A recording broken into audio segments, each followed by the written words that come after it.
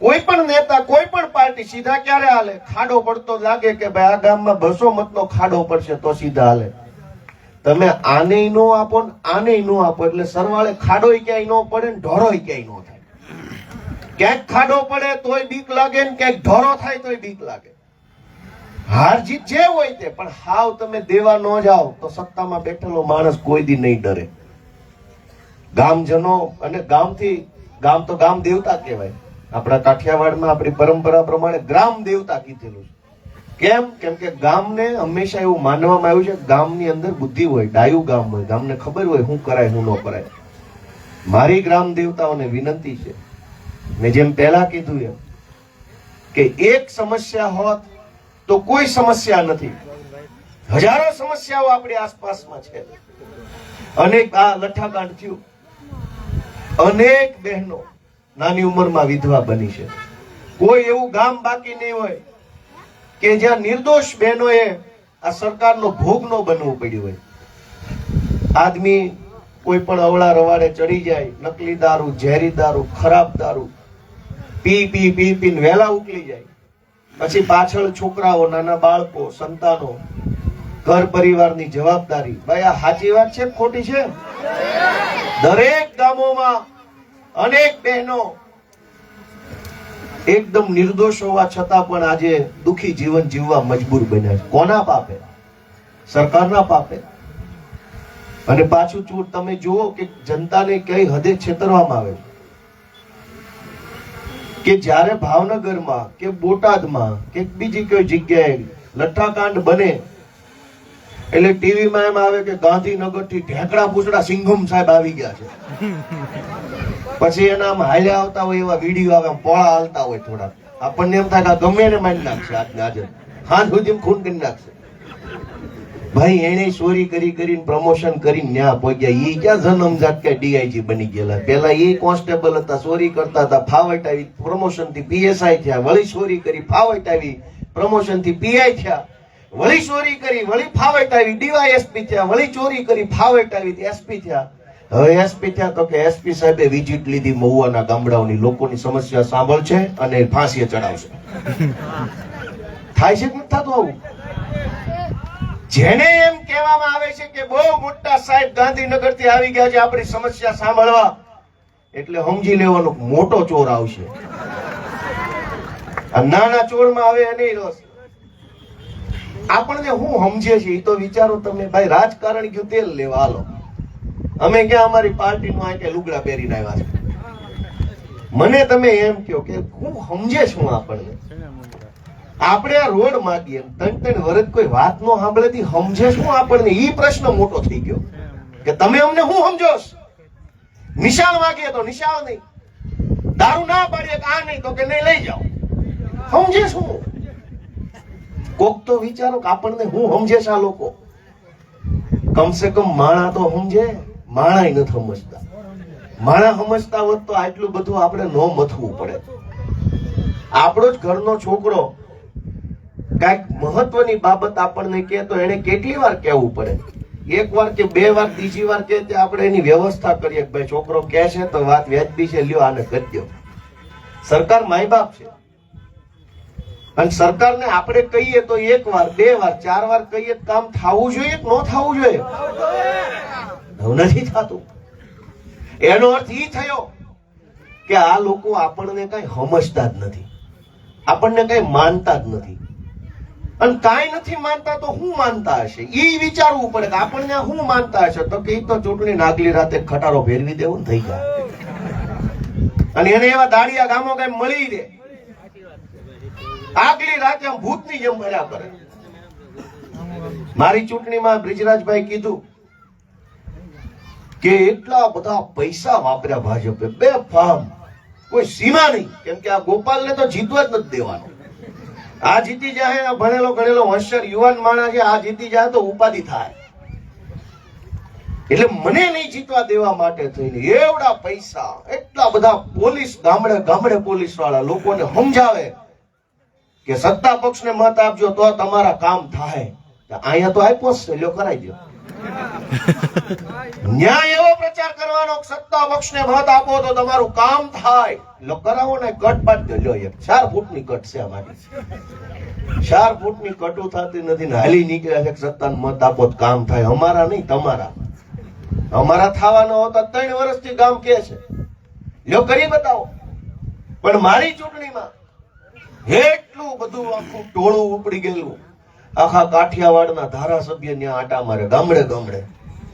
મંત્રીઓ ગામના હવેડે બેહીને સભાઓ કરતા હતા કે આપના ગામનો કોઈ પણ પ્રશ્ન હોય તો જણાવો વડીલો. કોક ગામમાંથી કોકે કીધું શમશાન નથી કે ઠેર ઠેર શમશાન બનાવી દે, ખાલી મત તો આપો. લે હાવ આવું હાલતું એ કે અમારી સરકાર છે, ગામ લોકો અમને મત આપશે તો ઠેર ઠેર શમશાનમાં. ઠેર ઠેર શમશાનમાં કઈ બાકી રહી ગયું?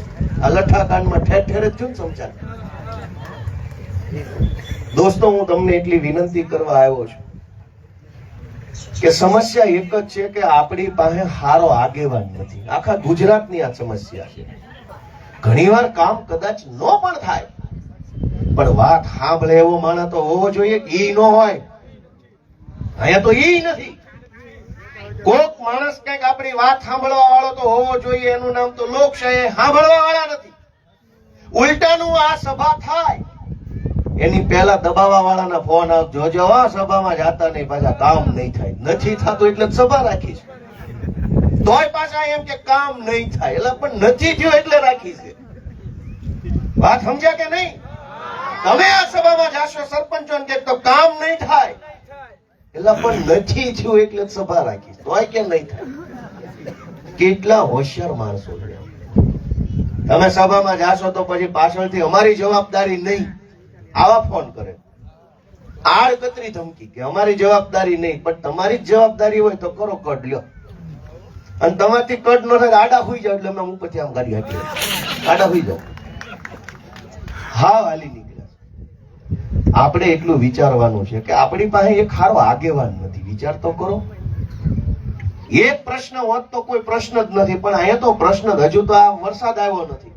ઈ પ્રશ્ન તો માથે ઉભો છે, જળુંબી રહ્યો છે. આપણી દેશી ભાષામાં જળુંબે છે. આ ક્યાં વરસાદ આવ્યો છે? ક્યાં પાક થવાનો છે? આમના હજુ 15 થી મહિનો આવ્યો તો કોઈના ઘરે કઈ ઘઉંના પૈસા વધવા નથી, કઈ નવો પાક પાકે એમ નથી, મોલાજ થાય એમ નથી. પશુપાલન કરતા હોય એની તકલીફ પડશે, ખેતી કરતા હોય એની તકલીફ પડશે, અને જેને ઘરનું ખેતર નહીં હોય કોકના ખેતરે મજૂરી કરતા હશે એની તકલીફની તો વાત જ જવા દેવું. માથે મોત ઉભું છે. પણ જે કોઈ સાંભળવા વાળું તો પ્રશ્ન રોડની કટનો એક નથી, પ્રશ્ન 100 છે, પણ એક માયનો લાલ નથી ને એ સૌથી મોટી ઉપાધિ છે. તો ભગવાનને પ્રાર્થના કરી કે એકાદો હારો ખોળાનો ખૂનનાર દે અહીંયા, તો મવવાનું કઈક સારું થાય. મને યાદ છે, હું તો છું ભાવનગર. એક જમાનામાં મહુવા છે એ કાશ્મીર કહેવાતું ગુજરાતનું. હવે અહીંયા જેટલા વેપાર ધંધો કરે એવા હતા એ વૈયા ગયા. વૈયા કોણ? તો કે અંધ ભગત ભાજપ. દારૂ વેચનારા, જમીન પચાવી પાડનારા, ગુંડાગીરી કરનારા, નાની નાની વાતમાં ધોકા લઈને નીકળી જનારા. આમાં હારા માણે રહેવું કેમ? અને પોલીસને ફરિયાદ કરો. હમણાં મને તો ખબર છે, મેં નોકરી કરી છે. ધારો કે તમે બુટલેગર તમારા ગામમાં દારૂ વેચે છે, ફરિયાદ કરો એટલે પોલીસ વાળા બુટલેગર ને કે ભાઈ અમને કઈ વાંધો નથી, પણ આ રમેશભાઈ હક નથી લેતા. વાત સાચી છે ખોટી? તમે એમ કહો કે મારા ગામમાં દારૂ વેચાય છે તો ઓલો પોલીસ બુટલેગર ને એમ કે ભાઈ અમે તો તારું ભાઈ પેટ ભરાતું હોય ને રોજી રોટી હાલતી હોય તો વાંધો નથી, પણ આ તારા ગામના રમેશભાઈ બહુ કાગળિયા લેખ લેખ કરે એટલે બે બાદે. આવી પરિસ્થિતિ છે કે નહીં? આ કોણ બદલશે? ધારો કે કાલ અહીંયા રોડની કટ બની જાય, હાલો પછી હું દુનિયામાં કોઈ પ્રશ્ન નથી આપણા જીવનમાં? પછી આ ગામમાં, અહીંયા સમાજમાં, લોકોમાં કોઈ પ્રશ્ન નથી? પ્રશ્ન છે જ. એનો જવાબ કોણ આપે? એક ખારો નેતા ક્યાંકથી લાવવો પડશે, અને એના માટે આ જુવાનિયાઓએ જવાબદારી લેવી પડશે. હું પોતે સરકારી નોકરી કરતો તો પોલીસમાં કોન્સ્ટેબલ. સિસોટી વગાડ્યા કરતા, હાથ પડે 500 હુસતા. પણ કીધું નહીં, એમ નહીં હાલે. જવાબદારી લેવી પડશે. ભાઈ મને 2012 માં નોકરી મળી ગયેલી. હાવ 21-22 વર્ષનો હતો ત્યારે તો સરકારી નોકરી લાગી ગયેલો, અને પગાર આવે અને પછી જેવી ફાવટ એ બધી વ્યવસ્થા હતી, પણ મેં એ કામ ન કર્યું. મેં એમ વિચાર્યું કે આટલું આપણી નજર સામે ખોટું થઈ રહ્યું છે, સમાજ બરબાદ થઈ રહ્યો છે, લોકો દુખી થઈ રહ્યા છે, જુવાનિયાઓની પાસે કોઈ રસ્તો નથી વધ્યો આગળ વધવાનો, અને આપણે કઈ દંડો લઈને દોડ્યા જવાય ઊંધું નાખી. અમે નક્કી કર્યું કે જવાબદારી અમે લેશું, જે થવું હોય થઈ જાય. ફાંસીએ ચડાવે તો ફાંસીએ, જેલમાં પૂરે જેલમાં. અને સરકારી નોકરીમાંથી રાજીનામું મૂકીને રાજનીતિમાં આવ્યો. નવો આવ્યો ત્યારે ઘણા મેણા માર્યા કે આ તારું કાંઈ હાલે નહીં, હાલી હું નીકળ્યો છું. કીધું કાંઈ વાંધો ને, અમારું અમથું ક્યાં કઈ હાલતું કાંઈ, અમારું ક્યાં રાજ હતું, મારા બાપા રાજકુમાર હતા તે વળી નહીં હાલે, તારું કાંઈ નહીં હાલે. કીધું નહીં હાલે, અમથું ક્યાં અમે કે એમ થવા માંડે છે. પણ સંઘર્ષ કરો, સંઘર્ષનો રસ્તો પસંદ કર્યો, મહેનત કરી, ડર્યા નહીં, ડગ્યા નહીં, અને કીધું કે જવાબદારી અમે અમારા ખંભે લેશું, જે થવું હોય થાય. જવાબદારી લેતા ગયા, આગળ વધતા ગયા, અને વિસાવદરના લોકોએ આશીર્વાદ આપ્યા તો ધારાસભ્ય બની ગયા. તો અહીંયા નહીં આ ટોળામાં એક બે જુવાની એવા ધારાસભ્ય બને એવા હોય, રોજ ઉઠીને કઈ આ બનાવી દો ઓલું બનાવી દો એમ નહીં. કોક ઉભો થવો જોઈએ, મૂછે વળ ચડાવતો હું બનાવી દઈશ, હાલો હું નેતા છું આઈનો. કોક ને તો મનમાં એમ થાય કે હું કરીને બતાવીશ, હું નેતા બનીશ, આગળ વધીશ.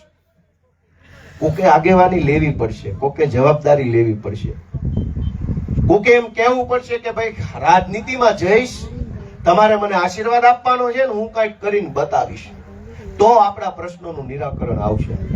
ગામડે ગામડે એટલા બધા પ્રશ્નો છે, એટલા બધા પ્રશ્નો છે, એની કોઈ સીમા નથી, અને સાંભળનારો કોઈ નહીં પાછો. ધારો કે અહીંયા આપણે આ નાળું બનાવવું કે કટ પાડવાની વાત છે, કોક એમ તો કેવો જોઈએ કે નહીં બને, જાઓ. આવા પ્રકારના વિડીયો તમને જોવા ગમતા હોય તો હોટલાઇન ન્યૂઝ ચેનલને લાઇક, શેર અને સબસ્ક્રાઇબ કરો.